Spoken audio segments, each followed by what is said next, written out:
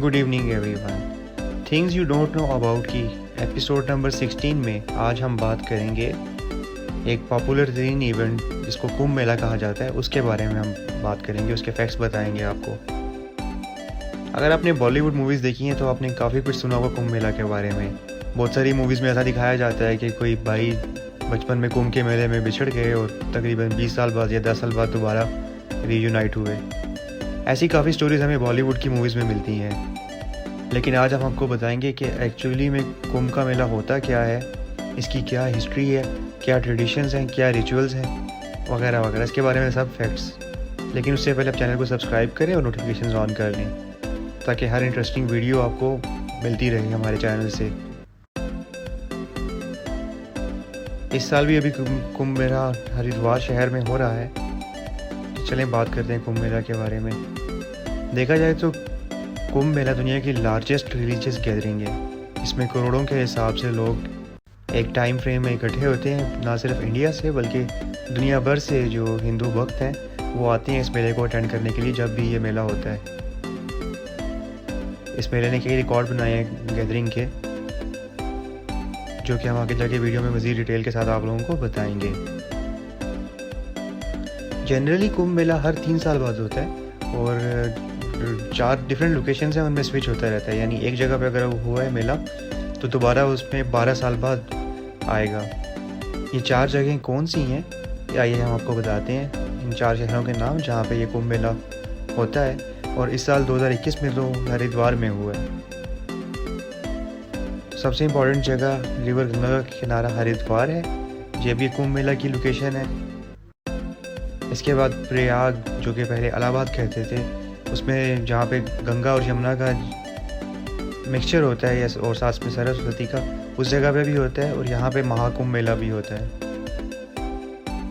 इसके अलावा एक तीसरी साइट है उज्जैन, ये रिवर कशिप्रा है जिसके किनारे पे होता है कुंभ मेला। चौथी लोकेशन नासिक है जो कि रिवर गोदावरी के किनारे पे वाक़ है। ये चौथी लोकेशन है कुंभ मेला के लिए। एक दफ़ा एक जगह पे मेला हो गया है तो 12 साल के अरसे के बाद दोबारा उस जगह पर ये मेला आएगा।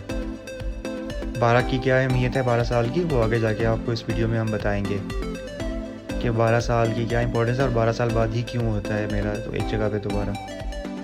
थोड़ी हिस्ट्री पे बात करते हैं। कुंभ मेले के लिटरली मीनिंग्स होती हैं नेक्टर के। हिंदू ट्रेडिशन में की एक स्टोरी है जिसके मुताबिक जब उनके देवी देवता रहते होते थे दुनिया में तो एक कर्ज आई जिसकी वजह से वो लोग कमज़ोर हो गए। और ये शैतानी कर्ज थी जिसकी वजह से दुनिया में काफ़ी तबाही फैली थी और हर तरफ बदअमनी और हैवक और काओस की सिचुएशन थी। ऐसे में कहा जाता है कि उनके जो लॉर्ड ब्रह्मा हैं उनकी तरफ से एक अमृत फेंकने का मशवरा दिया गया। तो जब ये अमृत फेंका गया दुनिया में तो ये इंडिया की 4 लोकेशंस पे ये अमृत गिरा, इन 4 दरियाओं में। जो पीछे मैंने शहर और दरियाओं के जगह आपको नाम बताए हैं, उन 4 लोकेशंस पे ये अमृत गिरा जो दुनिया के हैवक और काओस था, शैतानी कर्ज था, उसको ख़त्म करने के लिए फेंका गया था। जिसकी वजह से इन 4 मुकामात पे ये मेला ऑर्गेनाइज़ किया जाता है हर दफ़ा।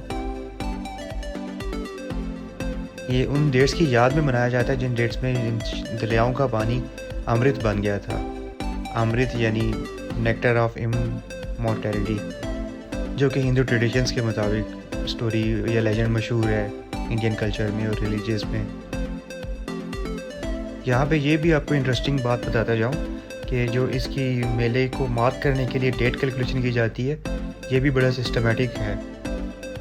पूरा हिसाब लगाया जाता है सितारों के पोजीशन के हिसाब से, जुपिटर, सन और मून की पोजीशन के हिसाब से इन डेट्स का हिसाब लगाया जाता है। और फिर वो जो डेट्स डिसाइड होती हैं उसको डिक्लेयर किया जाता है कि इस साल इन डेट्स के दरमियान में कुंभ का मेला होगा।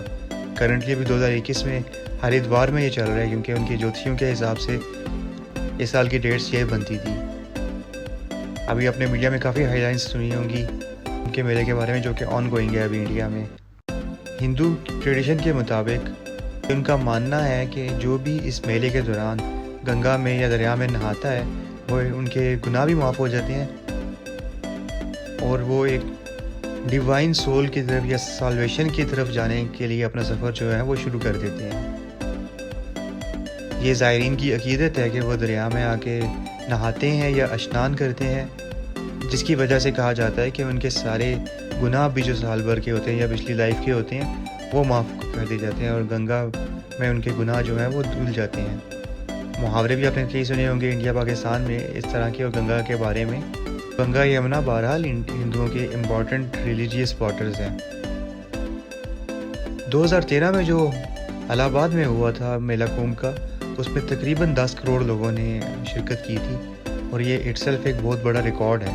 इतनी बड़ी रिलीजियस गैदरिंग दुनिया में इससे पहले कहीं भी नहीं हुई थी, जो कि 2013 में रिकॉर्ड बना था इलाहाबाद में। बताता चलूँ कि इलाहाबाद शहर का नाम अभी चेंज हो गया है। हिंदू मज़हब के मुख्तलिफ मकातब फ़िक्र के अफराद भी इस मई त्यौहार में आते हैं और साधु, मोंग्स, पंडित वगैरह जितने भी उनके हैं वो इसमें अपनी टोलियों की सूरत में इस मेले में ज़रूर शिरकत करते हैं हर दफ़ा। कुंभ मेले की हिस्ट्री 2000 साल पहले जाती है।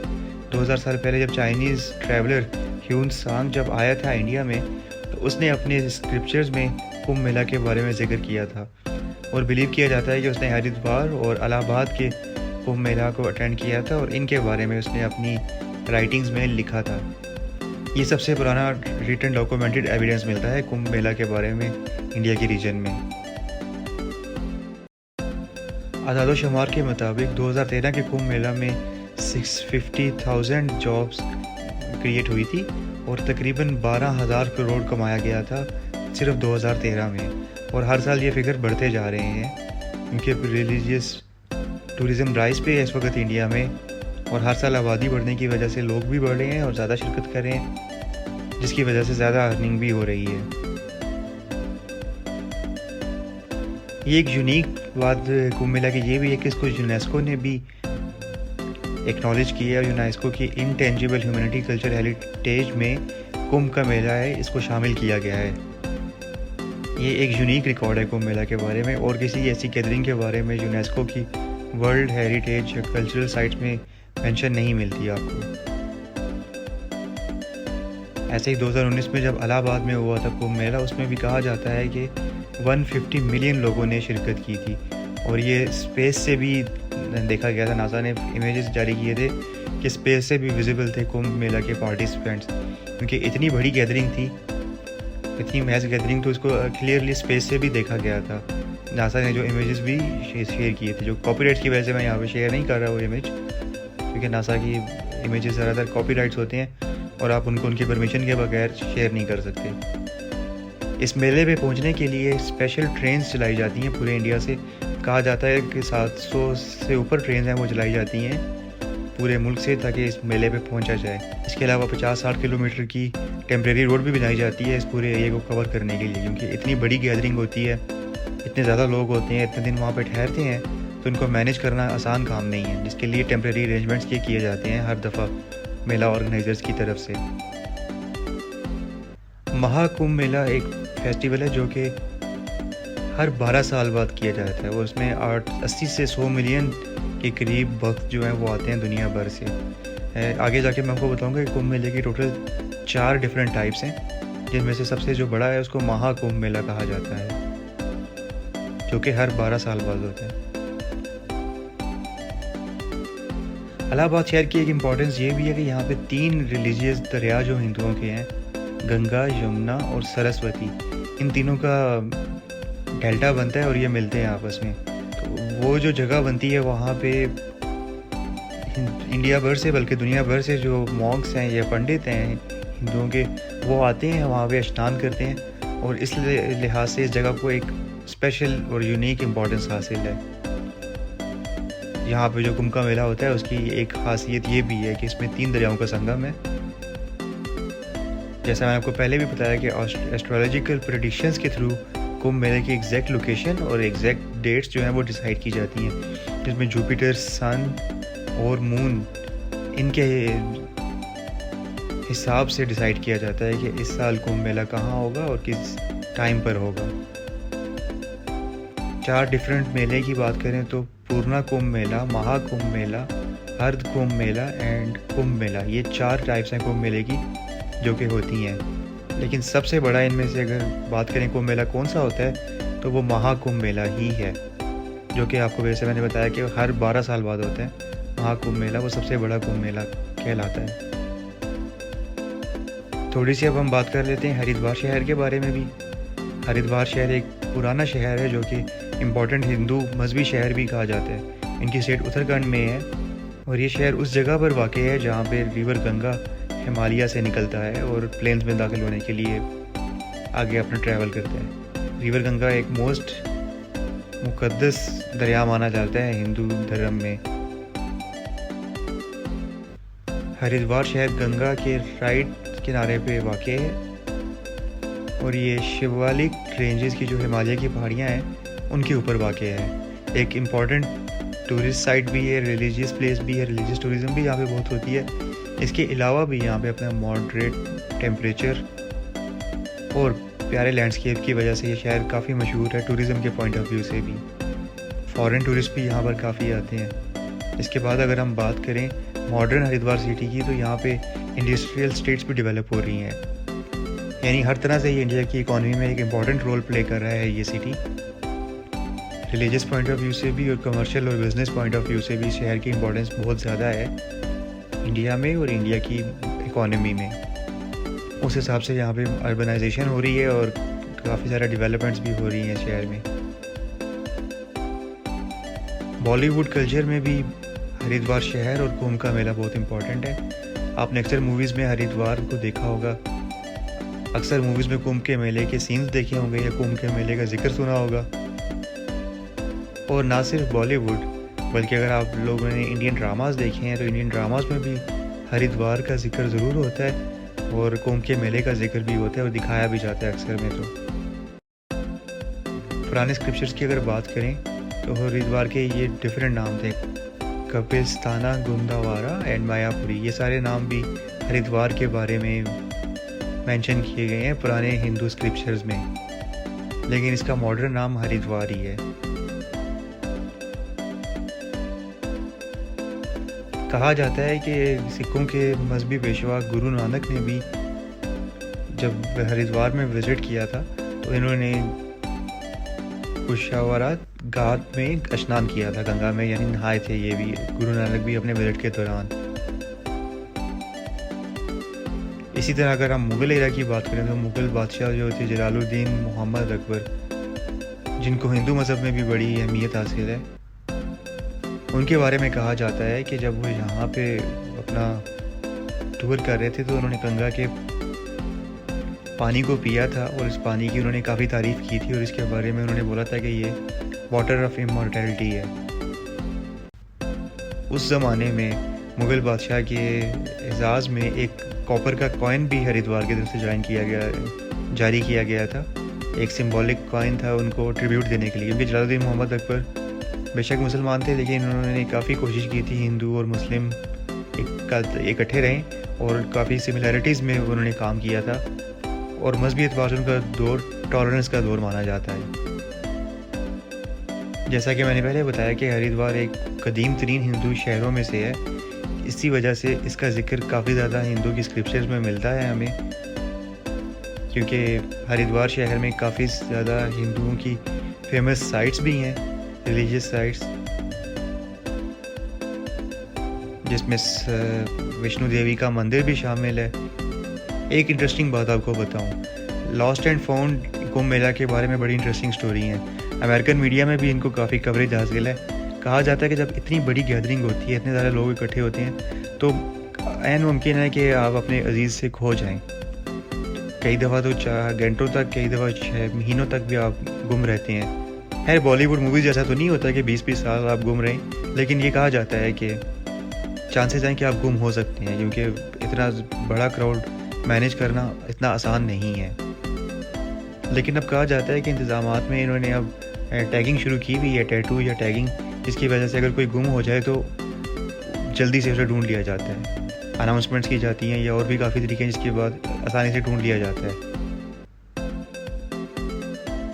मॉडर्न डे कल्चर में और कल्चरल टूरिज़म में भी कुंभ मेला को एक ख़ास अहमियत हासिल है और इंडिया इस कुंभ मेला को काफ़ी मार्केट भी करते हैं और फॉरेन टूरिस्ट भी अट्रैक्ट होते हैं जो आते हैं इंडिया में टूरिज़्म के पॉइंट ऑफ व्यू से वो हरिद्वार को भी विज़िट करते हैं अक्सर, और अगर कुंभ मेला के टाइम पे आएँ तो मेले को भी किसी न किसी तरह से अटेंड ज़रूर करते हैं। और हरिद्वार शहर में मॉडर्न फैसिलिटीज़ और 5 स्टार होटल्स मौजूद हैं। अगर आप इंटरनेशनल ट्रैवलर हैं, अगर आपने हरिद्वार विज़िट करना है तो आप आसानी से यहाँ पे जा सकते हैं और अपना अच्छा खासा टाइम स्पेंड कर सकते हैं। वीडियो के आखिर में मैंने कुछ हरिद्वार शहर की और कुंभ मेला की वीडियोस डाली हैं जो यूज़र्स ने बना के भेजी हैं हमें, देखिएगा ज़रूर। ये थोड़ा सा आपको आइडिया हो रहा होगा कि कितने ज़्यादा लोग हैं इस मेला में शिरकत जो कर रहे हैं। ये मेले के रात के वक्त के नज़ारे हैं रिवर गंगा के किनारे।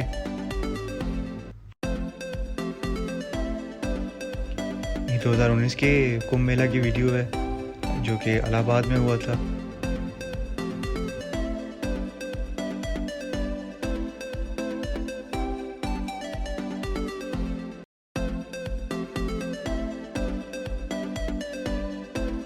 ये थोड़ा सिंबॉलिकली दिखाया गया कि कैसे स्नान किया जाता है गंगा में।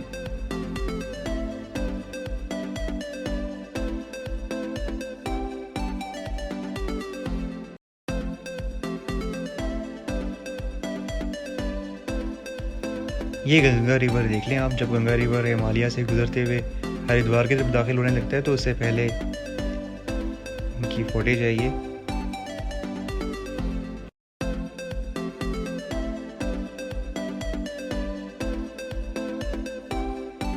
और अब ये गंगा रिवर हरिद्वार सिटी में दाखिल हो चुका है और आप देख सकते हैं कि बहुत सारे कैसे रिवर के किनारे खड़े हैं अपने रिलीजियस एक्ट्स करने के लिए।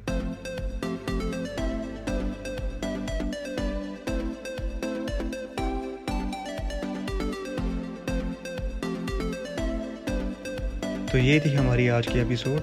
उम्मीद है आपको पसंद आई होगी एपिसोड। कुछ कमेंट देना चाहते हैं आप तो कमेंट्स में हमें बता सकते हैं। मैंने अपनी पूरी कोशिश की है कि इंटरनेट से अच्छा नॉलेज इकट्ठा करूँ कुंभ के मेले के बारे में। फिर भी अगर कुछ मिसिंग है तो आप मुझे बता सकते हैं। वीडियो पसंद आई है तो चैनल को सब्सक्राइब करें और नोटिफिकेशंस ऑन कर लें ताकि कोई भी वीडियो आपसे मिस ना हो सके। Thank you very much. दुआओं में याद रखिएगा। मिलते हैं अगली एपिसोड में किसी नए टॉपिक, किसी नई जगह के मेंशन के साथ। तब तक के लिए इजाज़त दीजिए। अल्लाह हाफिज़।